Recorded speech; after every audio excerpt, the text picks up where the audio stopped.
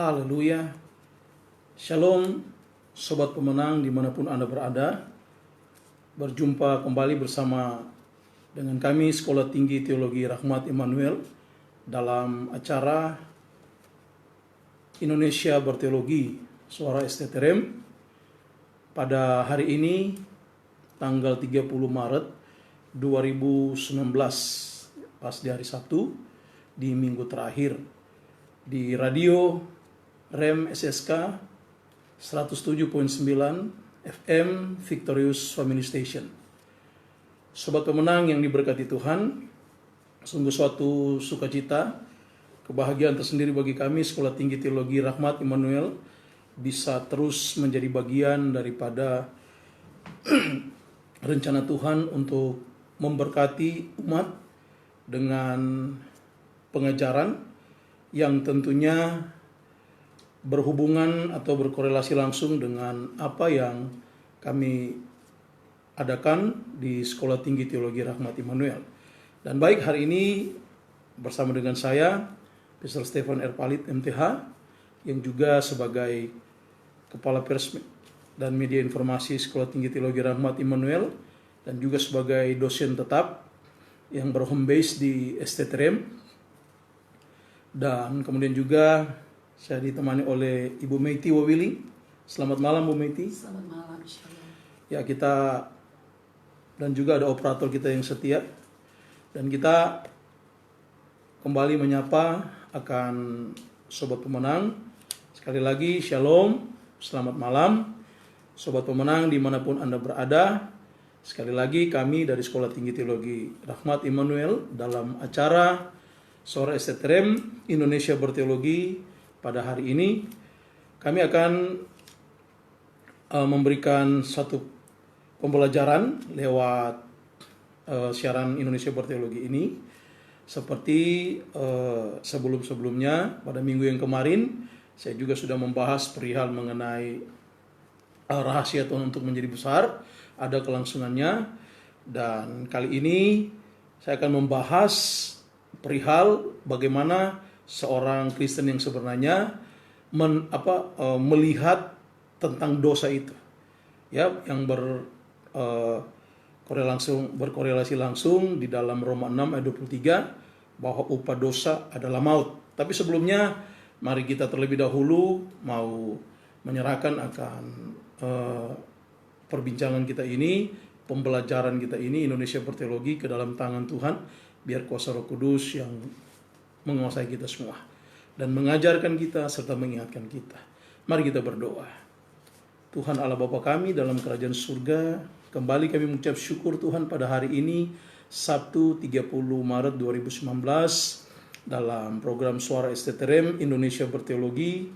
Kembali kami Tuhan menjumpai seluruh sobat pemenang yang mendengarkan akan siaran radio ini, baik secara manual di radio 107.9 FM maupun live streaming YouTube dan website kami Radio Rem SSK, dan juga kami bersyukur bisa bersama-sama hari ini Tuhan di studio ini untuk membahas akan apa yang Alkitab katakan tentang upah dosa adalah maut. Tuhan Yesus yang sangat baik, lewat kuasa Roh Kudus-Mu, Kau yang memakai kami semua termasuk hamba-Mu yang akan mengupas ini secara nyata, secara benar berdasarkan Alkitab. Dan biarlah sobat pemenang yang mendengarkan ini dimanapun mereka berada, Tuhan lewat kuasa Roh Kudus-Mu yang menafsirkan secara pribadi sesuai dengan kebutuhan mereka. Hamba hanya berserah kepadamu dan kami buka akan acara Indonesia Berteologi ini hanya di dalam nama Tuhan Yesus Kristus. Haleluya. Amin. Amin. Baik, sobat pemenang yang diberkati Tuhan, kita langsung saja pada pembahasan perihal mengenai upah dosa adalah maut. Tapi sebelumnya saya menyampaikan dulu informasi seputar Sekolah Tinggi Teologi Rahmat Immanuel atau yang sering disebut STTREM.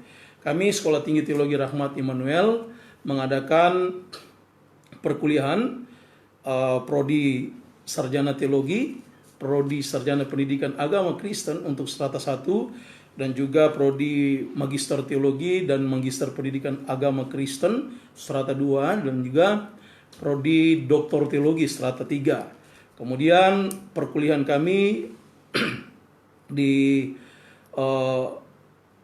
STTRM itu dilakukan pagi hari sampai dengan siang, dan juga kalau untuk yang profesional yang magister teologi itu di malam hari. Nah, Bapak Ibu, Sobat Pemenang bisa mengunjungi kami yang rindu untuk belajar, dibekali dengan kebenaran firman Allah secara pengetahuan teologi.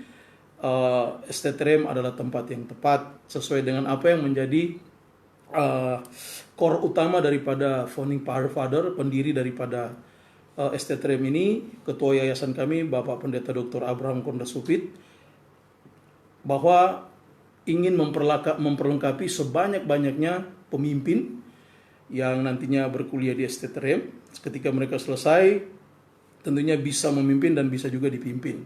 Dan yang lebih luar biasa lagi bahwa core kami itu kepemimpinan. Kami bagaimana berusaha, berupaya untuk bisa memperlengkapi sebanyak-banyaknya hamba-hamba Tuhan. Sehingga pun di dalam program-program tersebut, termasuk program-program unggulan yang sudah ada, yang sudah selama berjalan, dan STTRM sudah 20 tahun. Yang kemarin kita baru merayakan bersama-sama ulang tahun yang ke-20 Sekolah Tinggi Teologi Rahmat Immanuel. Kemudian ada informasi juga bahwa setiap kami menyelenggarakan di STTRM kursus bahasa Arab, ya, bagi Bapak Ibu yang rindu untuk belajar silakan datang, itu setiap hari Kamis itu jam 3 sore sampai dengan selesai. Terus kemudian ada informasi untuk kita semua, bagi Sobat Pemenang, kami STTRM kembali mengadakan kuliah umum yang nantinya akan dilaksanakan pada tanggal 9 April 2019 jam 10 pagi sampai dengan selesai, di mana yang akan menjadi pembicara adalah Menteri Perindustrian Bapak Erlangga Hartarto. Ya, ini kesekian kalinya kami Sekolah Tinggi Teologi Rahmat Immanuel mengadakan kuliah umum yang menjadi pembicara adalah Bapak Menteri. Dan juga untuk lebih mengetahui banyak hal tentang kami, silakan kunjungi kami di sekretariat yang ada di Jalan Kelapa Kuning Raya 3, Kelapa Gading, atau tepatnya Bapak Ibu tahu Taman Jogging Kelapa Gading, itu sampingnya. Ya, silakan datang dan Bapak Ibu akan dapat informasi yang lebih lengkap lagi. Dan khusus untuk acara ini, Indonesia Berteologi bertujuan untuk menjangkau atau memberkati Sobat Pemenang yang setia mendengarkan akan radio Rahmat Immanuel SSK, suara-suara kemenangan. Dan baiklah, kita langsung dalam pembicaraan kali ini, ya. Kita bersama dengan Ibu Matthew Willy. Apa kabar Bu hari ini, Bu? Baik, puji Tuhan. Haleluya, ya. Luar biasa. Baik Sobat Pemenang, seperti yang saya sudah katakan tadi bahwa ini kelanjutan juga daripada pembahasan sebelumnya perihal mengenai lifestyle seorang Kristen, orang yang percaya kepada Yesus Kristus, ya. Kalau kemarin kita sudah membahas perihal mengenai rahasia Tuhan untuk menjadi besar, banyak hal yang tentunya sudah dikupas, dan hari ini kita belajar perihal mengenai upah dosa adalah maut. Nah, Sobat Pemenang yang diberkati Tuhan, tentunya kerinduan hati kami Sekolah Tinggi Teologi Rahmat Immanuel membekali para mahasiswa dengan kebenaran yang real berdasarkan kebenaran firman Allah, yang tentunya didaratkan dalam satu tujuan, agar bukan hanya sekedar mereka belajar teologi saja, tetapi paling tidak ada hal-hal yang mereka pelajari di dalam kelas, ya, secara reguler, ya. Kalau misalnya S1 itu 16 kali pertemuan, itu bisa mereka belajar dengan tepat, agar kiranya ketika mereka selesai bukan hanya selesai sebagai sarjana teologi, tetapi mereka juga bisa dimuridkan menjadi seorang murid yang nanti kelak akan memuridkan, tentunya bukan hanya secara knowledge, pengetahuan saja, tetapi attitude mereka, etika, estetika, dan lain sebagainya, sehingga mereka benar-benar menjadi pribadi yang tangguh, yang unggul, yang siap dipakai Tuhan. Saya selalu katakan bahwa setiap masa ada orangnya, setiap orang ada masanya, dan jikalau Tuhan memanggil dan memakai kita di masa saat ini, di dalam ladangnya, di pekerjaan Tuhan, pastikan, saya katakan kepada mereka, pastikan kalianlah adalah orang yang tepat untuk dipakai Tuhan ya, untuk menjadi partner Allah dalam karyanya, untuk kita bisa karyakan, untuk kita bisa berkarya. Dan jangan takut bahwa Tuhan memperlengkapi dengan kuasa. Nah, oleh karena itu hari ini saya mau membahas perihal mengenai upah dosa adalah maut, di mana banyak juga orang-orang Kristen yang katanya percaya kepada Yesus Kristus tapi senang berbuat dosa, tidak mau meninggalkan dosa tersebut, tidak mau meninggalkan perbuatan-perbuatan yang kuat berkaitan erat dengan dosa. Kenapa? Karena kembali lagi saya mau katakan kepada kita bahwa dosa itu enak pada awalnya. Ya, enak banget melakukan ya. Contoh misalnya melakukan hal-hal yang Tuhan tidak kehendaki, berzina, contoh misalnya berjudi, mabuk-mabukan, apalagi terlalu sering mulutnya dipakai untuk menceritakan orang lain, menghujat orang lain, memfitnah orang lain, menghina orang lain, mencaci maki orang lain, dan lain sebagainya. Dan ini dianggap sah atau biasa lumrah. Padahal itu merupakan dosa.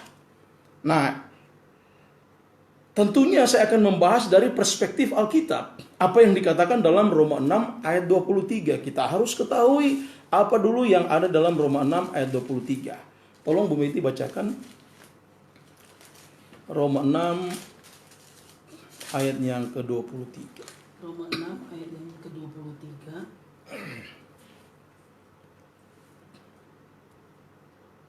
Sebab upah dosa ialah maut, tetapi karunia Allah ialah hidup yang kekal dalam Kristus Yesus Tuhan kita. Ya.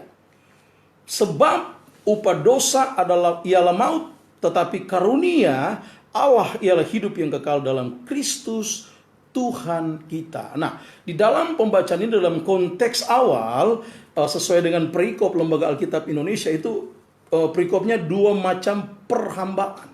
Nah, saudaraku, sobat pemenang yang diberkati Tuhan, jikalau kita menyerahkan ya hidup kita kepada Tuhan, kita percaya kepada Tuhan Yesus Kristus, tentunya kita harus menjadi hamba Kristus. Seperti yang saya jelaskan minggu yang kemarin, rahasia untuk menjadi besar. Kalau kita percaya kepada Kristus, kita harus menjadi hamba Kristus. Bahkan di dalam perenungan yang kemarin itu, dalam Indonesia Berteologi yang kemarin, di antara para pelayan Tuhan atau kita ini tidak ada yang lebih besar, semuanya sama. Tetapi ketika Tuhan mempercayakan suatu pekerjaan di ladangnya, itu masing-masing kita harus mengerjakan. Kita harus mengerjakan dengan baik, dengan benar, agar menjadi berkat seperti itu. Masing-masing punya pertanggungjawaban. Tetapi sekali lagi tidak ada yang lebih besar di antara kita. Kalaupun kita yang lebih besar, kata firman Tuhan, Anda yang lebih besar harusnya menjadi pelayan. Artinya melayani. Dan Yesus sudah memberikan teladan itu. Markus 10 ayat 45 jelas bahwa Dia yang lebih dulu melayani, bukan dilayani. Bahkan Dia rela mengorbankan nyawanya untuk kita semua. Nah, saya kembali ke dalam pembicaraan kita dalam upah dosa adalah maut. Yang tadi 2 macam perhambaan ya, hamba Tuhan dan hamba uang atau hamba daripada dosa. Saya kemarin berbicara di kelas di Sekolah Tinggi Teologi Rahmat Immanuel, khususnya semester 4 mata kuliah Teologi Pentakosta. Di sana saya mengatakan seperti ini. Kalau orang yang berbuat dosa atau orang berdosa yang menguasai hidupnya, hidup orang berdosa bukan roh, bukan Tuhan, tapi dosa. Karena kenapa? Equalnya atau berkorelasi dengan Roma 3:23. Karena semua orang telah berbuat dosa dan telah kehilangan kemuliaan Allah. Karena semua orang telah berbuat dosa dan telah kehilangan kemuliaan Allah. Berarti pertama kali Tuhan menciptakan kita bukan berdosa, tapi penuh dengan kemuliaan Allah, yaitu Adam, manusia pertama yang disebut manusia. Ya, dia penuh dengan kemuliaan Allah. Tetapi ketika dia tidak taat, dia tidak mau menjadi hamba Allah yang sesungguhnya, dia lebih memilih hamba daripada dosa. sehingga dia lebih mau mendengarkan akan Hawa. Dan Hawa pun sudah dipakai oleh iblis, mendengarkan suara iblis bahwa perihal tentang makan tentang buah kehidupan itu, ya, buah yang ada di pohon kehidupan. Saya selalu katakan juga di kelas, bukan perkara makan buahnya terus mereka jatuh ke dalam dosa, tetapi yang paling harus kita ketahui, garis bawahi, karena ketidaktaatan manusia lebih mendengarkan iblis, lebih mendengarkan tipuan iblis tersebut daripada mendengarkan Allah, daripada taat kepada Tuhan. Sehingga Adam pun ikut memakannya. Yang sudah terlebih dahulu Hawa dipakai oleh iblis untuk membisikkan. Ya. Ini juga yang perlu kita ketahui, sehingga manusia telah berbuat dosa dan telah kehilangan kemuliaan Allah. Dan jelas di dalam Roma 6 ayat 23 bilang, upah dosa adalah maut. Nah, kalau kita berbicara perihal mengenai dosa, secara etimologi dan terminologi daripada dosa, ya, kalau dalam bahasa asli, dosa itu hamartia. Ya, salah satunya adalah hamartia, out of the box, ya, atau keluar dari kehendak Allah, atau yang lebih dekat lagi pengertiannya adalah melenceng jauh dari sasaran, atau tidak tepat sasaran, mengalami yang namanya hamartano, atau to miss the mark, ya, artinya tidak tepat, atau keluar, atau melenceng dari sasaran. Tuhan tetapkan kita ada di dunia ini bukan berarti harus mengikuti apa yang menjadi kehendak dunia. Dunia diserahkan dan sudah dikuasai oleh iblis. Bukan kita harus mengikuti kehendak dunia, tetapi kita dipercayakan Tuhan ada di dunia ini harus berkarya, harus melaksanakan visi misi daripada Allah yang tentunya yang ada pada diri kita sesuai atau berkaitan erat dengan firman Allah. Perhatikan baik-baik di dalam Matius 28 ayat 20. Ya. Tentang perihal apa yang kuperintahkan kepadamu. Ya, kemarin juga di kelas teologi STTRM saya mengatakan, ya, yang harus kita lakukan adalah apa yang diperintahkan Tuhan. Banyak orang kadang-kadang diskusi belum mengerti, loh Pak, kita harus melakukan semua apa yang Yesus lakukan. Perhatikan baik-baik sobat pemenang.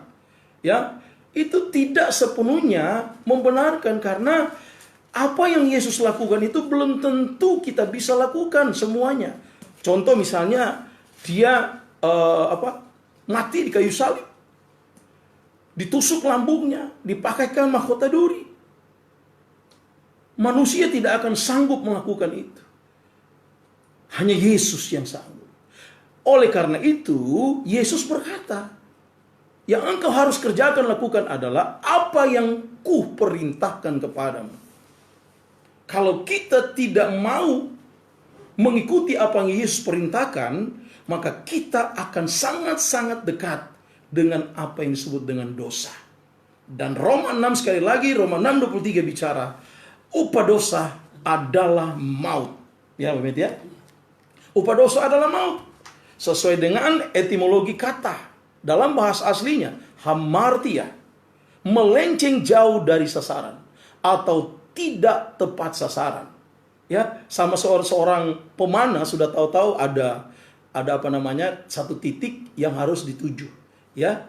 Tetapi tidak pernah tepat sasaran, selalu melenceng jauh, Seperti itu. Kenapa melenceng jauh? Karena tidak mau melaksanakan perintah Tuhan, tidak mau mendengarkan apa yang Tuhan katakan. Sama seperti Adam dan Hawa, mereka lebih mendengarkan apa perkataan iblis, apa yang iblis katakan kepada mereka. Sederhana kalimatnya, ya. Kenapa Allah menyuruh engkau tidak boleh memakan buah tersebut? Karena dia tidak mau nanti ketika engkau makan, engkau akan menjadi sama sepertinya. Dia pakai tipu muslihatnya sama seperti saat waktu dia memberontak kepada Allah. Iblis memberontak, yaitu Lucifer, bahwa dia ingin menyamai Allah. Dan hal ini juga yang dia pakai menipu manusia dengan perkataan itu. Karena jujur, ya, natur manusia selalu terkadang ya dalam diri ini untuk menjadi besar, ya, untuk menjadi yang namanya terkenal, terhormat, pemimpin dan lain sebagainya. Ya. Akan tetapi awal Tuhan ciptakan kita adalah manusia yaitu penuh dengan kemuliaan Allah. Dan Tuhan bilang juga kepada Yakobus dan Yohanes di dalam Markus 10, ketika mereka mau meminta kemuliaan itu untuk duduk yang satu sebelah kanan, yang satu sebelah kiri, untuk memerintah, untuk meminta kemuliaan itu. Tetapi Yesus justru mengatakan kepada mereka, jikalau engkau yang terbesar, hendaklah engkau menjadi pelayan. Sebaliknya, Yesus menyuruh kita, memerintahkan kita untuk menjadi pelayan. Kenapa? Karena Yesus sudah terlebih dahulu, Tuhan kita, Yesus Kristus, sudah terlebih dahulu melakukan, dia datang bukan untuk dilayani, tetapi dia datang untuk melayani. Bahkan nyawa pun dia berikan kepada kita, Markus 10 ayat 45. Nah, ketika kita tidak mau mendengarkan akan perihal ini, akhirnya dalam hati kita berontak. Pemikiran kita terpusat kepada egois kita. Pemikiran kita tidak lagi mau masuk dalam koridor Allah yang sesungguhnya. Sehingga kita melenceng jauh dari sasaran atau melakukan dosa. Secara pengertian hamartia tadi, melenceng jauh dari sasaran. Terus yang kedua, secara etimologi kata, dosa juga memiliki dalam bahasa aslinya parabasis. Nah, parabasis ini secara terminologinya yaitu melewati batas atau membuat yang namanya pelanggaran. Nah, banyak sekali juga orang-orang Kristen saat ini, dewasa ini, terlalu banyak melewati batas yang ada di koridor firman Allah, sehingga dia melakukan pelanggaran itu. Yang lagi-lagi santer juga yang sedang berkembang adalah perihal tentang pengajaran-pengajaran. Yang seharusnya apa yang Alkitab katakan, bukan apa yang manusia katakan. Kita boleh menafsir, tapi tidak boleh melenceng jauh dari kebenaran firman Allah. Jangan hanya untuk kepentingan kita, kepentingan kelompok atau gereja yang harus dijadikan doktrin, yang dan akan mempengaruhi banyak orang atau umat, sehingga kita memutarbalikkan fakta kebenaran yang ada hanya untuk tujuan kita. Ingat, kita melayani, kita berkhotbah, kita dipakai Tuhan di ladangnya, bukan bertujuan untuk kemuliaan kita, tetapi semua bertujuan untuk kemuliaan Allah. Karena kita adalah hamba. Saya pernah katakan di dalam siaran Indonesia Berteologi ini, perihal mengenai keputusan yang tepat membawa perubahan hidup. Dan ketika kita mengambil keputusan, kita harus bisa menjadi hamba daripada keputusan itu. Kalau kita memutuskan untuk percaya kepada Yesus Kristus, untuk menjadikan Dia sebagai Tuhan dan Juru Selamat kita, kita harus menjadi hamba Kristus. Titik. Nah, kalau kita menjadi hamba Kristus, berarti apa yang harus kita lakukan? Ialah kita harus lakukan apa yang Kristus perintahkan. Seperti itu. Kalau bilang dia katakan mengampuni, ya engkau harus mengampuni. Mengasihi, engkau harus mengasihi. Mengasihi dengan cara siapa? Ya cara Yesus mengasihi. Mengampuni seperti apa? Ya seperti Yesus mengampuni. Yang seharusnya kita tidak layak oleh karena perbuatan dosa kita, tapi Yesus mengampuni kita. Demikian halnya dengan pembicaraan kita ini. Upah dosa adalah maut. Kalau kita melewati batas daripada firman Tuhan, itu kita sudah melakukan pelanggaran. Demikian arti daripada dosa menurut kata parabasis, atau sudah melakukan pelanggaran. Nah, oleh karena itu, ketika kita melakukan pelanggaran, ketika kita melenceng jauh dari sasaran, itu berakibat yang namanya dosa. Dan upah dosa adalah maut. Maut itu adalah kematian. Lebih jelas lagi, ya, kematian kalau kita lihat dari bahasa aslinya itu thanatos, the death of the body. Yang pertama adalah kematian roh. Kita terpisah dengan Allah. Banyak orang di dunia ini hidup, tapi sebenarnya sebagai mumi, mayat yang berjalan. Karena kenapa? Rohnya sudah tidak lagi bersama dengan Allah. Atau dia sudah terpisah. Dia sudah menjadi hamba daripada iblis. Ingat, saya katakan berkali-kali juga kepada para mahasiswa di kelas, bahwa orang berdosa yang menguasai dia adalah dosa. Tetapi orang yang beriman kepada Kristus, yang taat kepada Kristus, yang menguasai dia adalah Kristus, adalah Roh Kudus. Perhatikan signifikansi daripada perbedaan siapa yang menguasai manusia.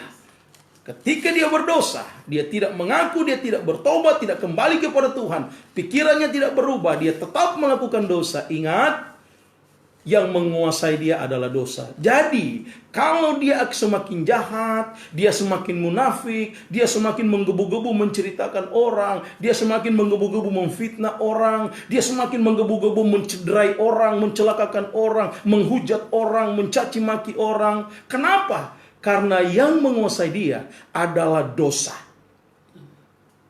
Tetapi sebaliknya, kalau kita terus beriman kepada Kristus, pistis, percaya, believe kepada Kristus, kita taat, kita melakukan, mengambil keputusan menjadi pengikut Kristus, adalah menjadi hamba Kristus. Ketika kita berbuat kesalahan, berbuat dosa, kita cepat sadarnya dan kita mengaku, berhenti berbuat dosa itu dan kembali kepada Kristus, mengikut dia dengan sungguh-sungguh dan menjadi bagian daripada rencana daripada kerajaan Allah untuk pergi, jadikanlah semua bangsa muridku, baptislah mereka dalam nama Bapa, Anak dan Roh Kudus, dan ajarlah mereka melakukan segala sesuatu yang telah kuperintahkan kepadamu, dan ketahuilah aku menyertai kamu senantiasa sampai kepada akhir zaman.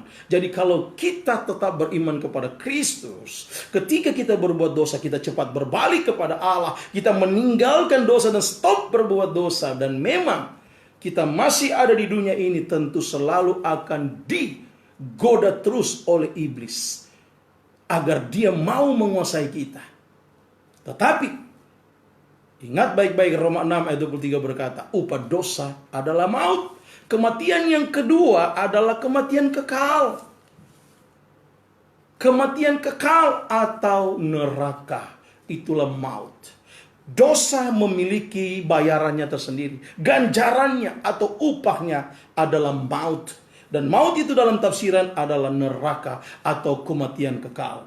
Coba Ibu Meti buka Wahyu 2 ayat 11.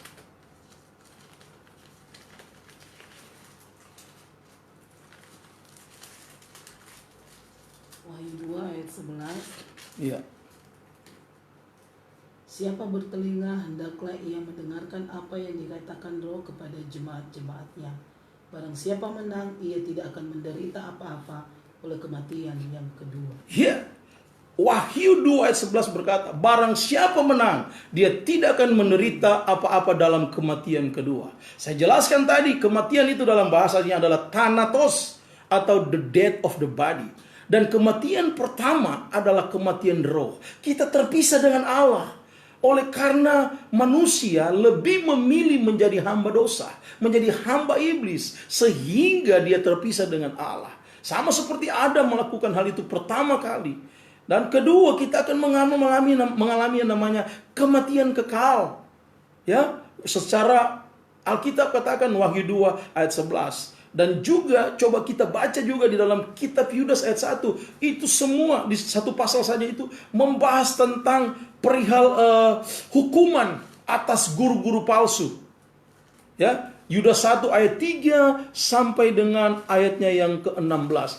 Jelas itu membahas perihal mengenai hukuman. Kalau dalam lembaga Alkitab beri judul hukuman atas guru-guru palsu. Ingat, Rasul Paulus sudah menjelaskan dalam Kolose 2 ayat 8, jangan mau kita ditawan oleh apa? Oleh filsafat-filsafat kosong, ajaran-ajaran palsu yang hanya mendatangkan sesat saja atau maut atau kematian kekal. Nah, hari ini kembali saya mengingatkan kepada kita, hai sobat pemenang, upah dosa adalah maut. Dan maut di sini bukan sembarangan, itu kematian kekal. Sama artinya adalah neraka. Neraka tidak diciptakan untuk manusia, tetapi neraka diciptakan untuk iblis dan para malaikatnya, atau tafsirannya juga para pengikutnya. Dan orang berdosa, sekali lagi saya tegaskan, orang berdosa yang tidak mau bertobat, yang tidak mau datang kepada Yesus, dan terus melakukan dosa, dia dikuasai oleh dosa. Dia dikuasai oleh iblis. Dan kuasa ada pada dia, yaitu kuasa dosa. Nah, sobat pemenang yang diberkati Tuhan, bersyukur kita memiliki yang namanya Tuhan Yesus Kristus yang selalu dengan tangan terbuka. Dia selalu menunggu kita. Menunggu apa? Coba buka di dalam 1 Yohanes 1 ayat 9. Bu Meti kembali buka. 1 Yohanes 1 ayat 9. Ya, 1 Yohanes 1 ayat 9. 1 Yohanes 1 Ayat 9. ayat 9. Jika kita mengaku dosa kita, maka ia adalah setia dan adil, sehingga ia akan mengampuni segala dosa kita dan menyucikan kita dari segala kejahatan. Nah, sobat pemenang, di dalam acara Indonesia Berteologi ini jelas di situ. Saya mau jelaskan kepada kita, jika kita mengaku dosa kita, maka ia adalah setia dan adil sehingga ia akan mengampuni segala dosa kita dan menyucikan kita dari segala kejahatan. Tuhan selalu menunggu. Secara teologi, pembacaan daripada 1 Yohanes 1 ayat 9 ini, di situ jelas ada langkah aktif, ada peran aktif manusia yang datang kepada Tuhan mengaku. Jangan hanya minta-minta pengampunan, tapi tidak pernah mau ada pengakuan. Saya selalu bilang juga kepada mahasiswa di kelas, atau ketika saya berkhotbah dari mimbar, saya selalu katakan, siapa yang mau pengampunan? Banyak orang angkat tangan, tetapi tidak pernah mau mengaku. Mau ada pengampunan, harus ada pengakuan. Pengakuan apa? Mengaku dosa. Bukan saya yang katakan, bukan Stephen Palit yang katakan, tetapi Alkitab yang katakan. Dan Alkitab adalah firman Allah, dan firman Allah adalah Allah sendiri. Jika kita mengaku dosa kita, maka ia adalah setia dan adil. Siapa setia dan adil? Hanya Tuhan. Kadang-kala kita mengaku dosa, mengaku kesalahan kepada orang lain. Manusia itu kadang-kala tidak setia dan adil. Dia masih bisa menyimpan dan lain sebagainya. Tetapi Yesus adalah setia dan adil, sehingga ia akan mengampuni. Secara teologi, sederhana saja kita menafsirkan. Kalau kita mengaku, maka kita akan mendapatkan pengampunan. Dan dia akan menyucikan kita dari segala dosa. Nah, inilah yang disebut dengan kasih karunia.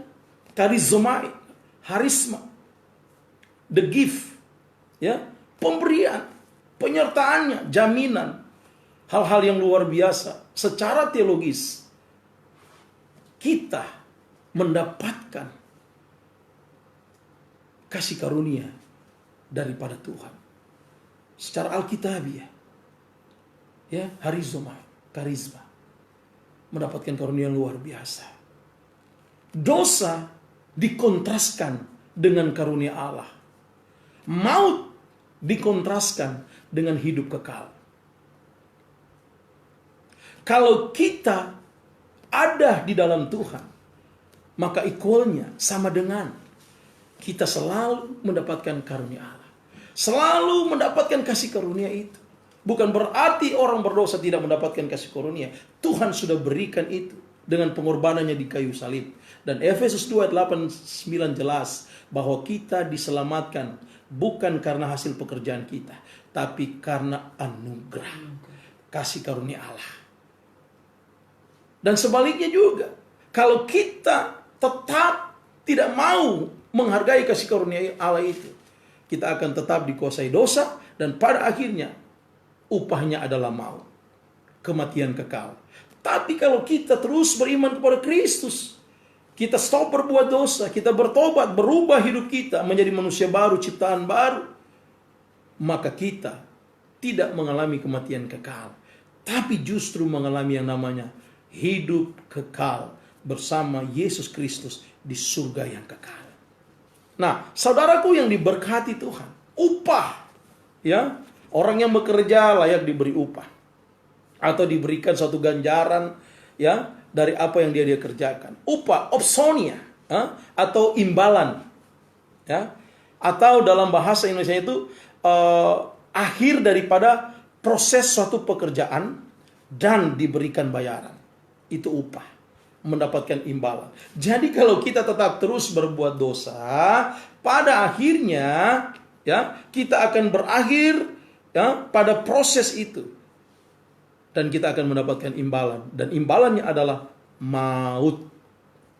Ya, tetapi sebaliknya, kalau kita tetap di dalam Tuhan, hai sobat pemenang, tetap setia ikut Tuhan dengan sepenuh hati, perhatikan baik-baik, maka imbalan kita adalah karunia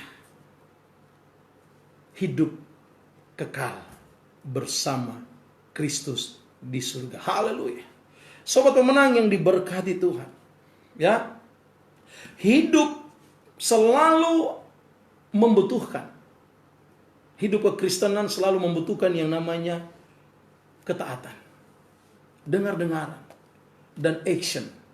Bukan hanya NATO menjadi kehidupan itu no action, talk only. Hanya bicara tapi tidak pernah melakukan. Jadi kalau di sini kita sedang membicarakan perihal upah dosa adalah maut, kalau kita sudah tahu itu adalah dosa dan upahnya, ganjarannya adalah maut, janganlah kita lakukan. Janganlah kita mau mendengarkan apa kata iblis, tetapi mari kita dengarkan apa kata Tuhan lewat kebenaran firman-Nya. Karena hidup ini menceritakan suatu permulaan hidup bagi hamba kebenaran. Dan kita adalah hamba Kristus, harus tetap hidup dalam kebenaran, dan kita bisa menceritakan hidup kita ini karena kita adalah surat terbuka yang dibaca, ya, yang dibaca orang setiap hari. Kita duduk dibaca orang, kita berdiri dibaca orang, kita berjalan dibaca orang, karena kita adalah surat terbuka. Namanya surat terbuka, tidak ada yang ditutupi.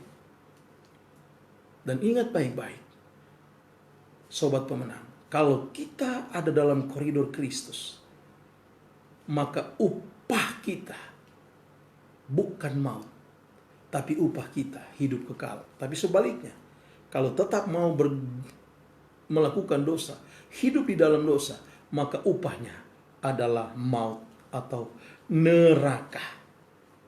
Ya. Nah, sekarang sedikit saja saya mau jelaskan kepada kita. Siapa sih penghuni daripada neraka itu? Neraka dan penghuninya? Ya. Saya menafsirkan sederhana. Yang pertama, ya, orang percaya yang sudah dapat kebahagiaan, yang sudah dapat luar biasa, kepercayaan dari Tuhan, kekayaan dari Tuhan, dan lain sebagainya, tapi menyia-nyiakan hal tersebut, mati tetap dalam keadaan berdosa, maka dipastikan neraka tempatnya. Yang kedua saya harus juga jelaskan, sudah diberikan karunia oleh Tuhan, talenta-talenta yang luar biasa, tapi terus menyia-nyiakan dan lebih mendengarkan suara iblis, lebih mendengarkan suara yang lain, bukan suara Tuhan, dan melakukan apa yang diperintahkan oleh suara itu, bukan suara Tuhan.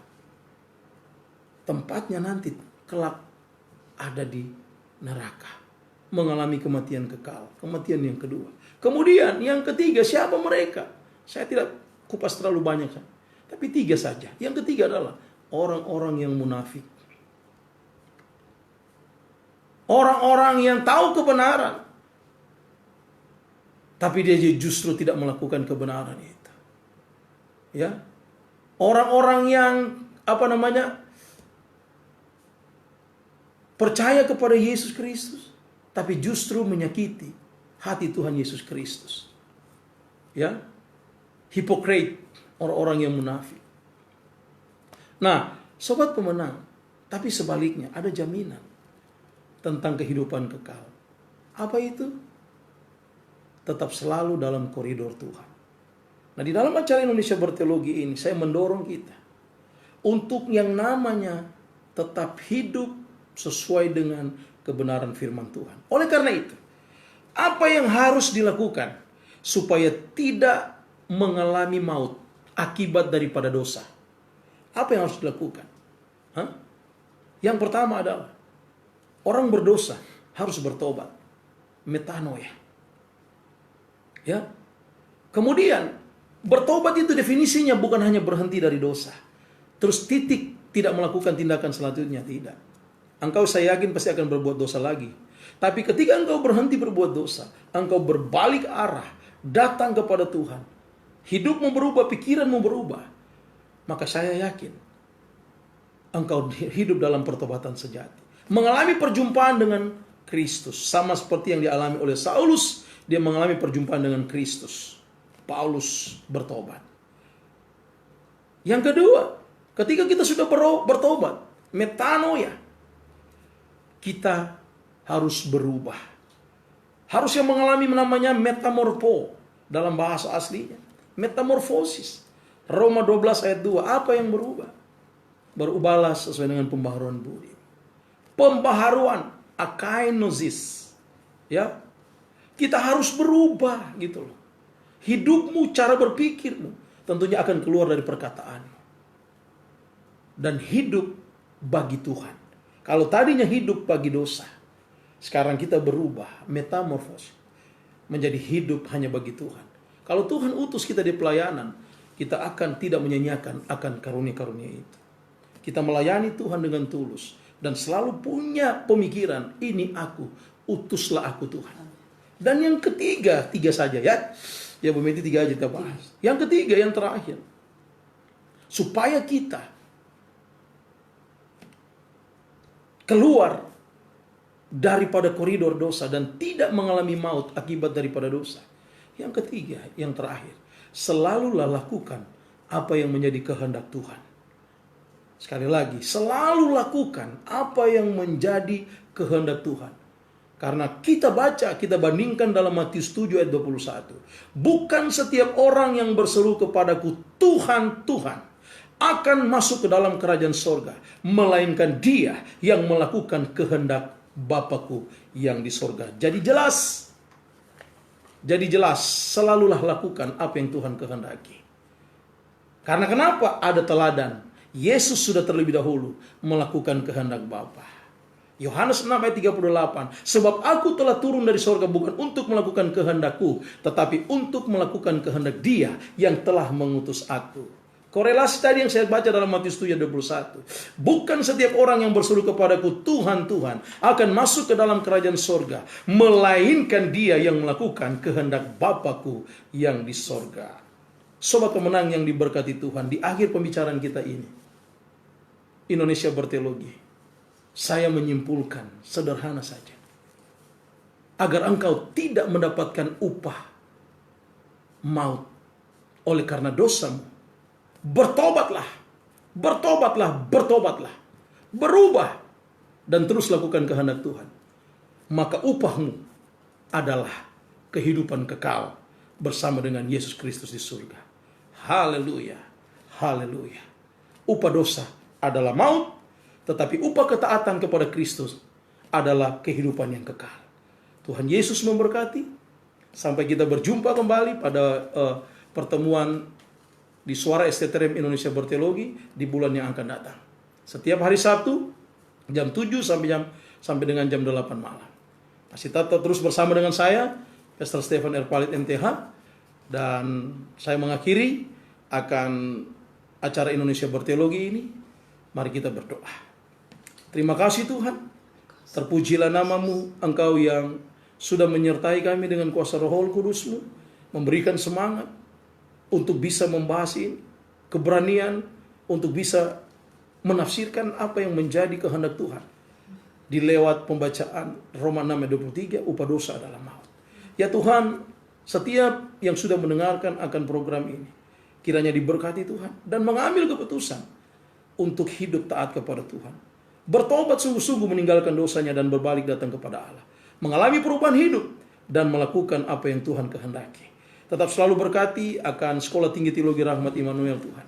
Ketua kami Bapak Dr. Arya Sahsupit bersama dengan istrinya Tuhan berkati. Bahkan Tuhan mereka sedang masuk dalam berkat yang Tuhan berikan. Proses nanti Tuhan persalinan dari istri ketua kami Tuhan. Ibu daripada Bapak Dr. Arya Sahsupit. Istrinya Tuhan tolong dalam proses persalinannya nanti. Kami juga berdoa Tuhan untuk ketua yayasan kami Bapak Pendeta Dr. Abraham Kontrasupit. Tuhan selalu berkati pelayanannya Tuhan bersama istri anak cucu yang ada. Pelayanan Rahmat Emmanuel Ministry, GBI Rem dimanapun berada. Dan lebih khusus Tuhan, dosen-dosen, para mahasiswa selalu diberikan disiplin, ketaatan untuk diajar dan mengajar dengan baik. Demikian pula dengan Radio Rem ini, Radio Rem SSK Victorious Family Station, yang sudah Tuhan pakai terus untuk menjadi berkat. Berkat bagi secara nasional maupun internasional. Menjadi berkat bagi negara Indonesia dan juga negara-negara yang lain. Lewat suara sorak kemenangan Radio Rem. Tuhan berkati operator yang senantiasa menemani dalam setiap acara yang ada. Berkati dalam nama Tuhan Yesus Kristus. Dan lebih khusus berkati seluruh sobat pemenang yang setia mendengarkan akan acara ini. Akhirnya Tuhan muara daripada acara Indonesia Berteologi ini hanya untuk hormat dan kemuliaan nama Tuhan. Di dalam nama Tuhan Yesus Kristus, kami berdoa dan mengucap syukur mengakhiri acara Indonesia Berteologi ini. Haleluya. Amin. Demikianlah sobat pemenang acara Indonesia Berteologi. Saya Pastor Stephen R. Palit MTH dan juga Ibu Meiti Wawiling. Kami undur dari pendengaran Anda. Sampai berjumpa. Tuhan Yesus memberkati. Shalom.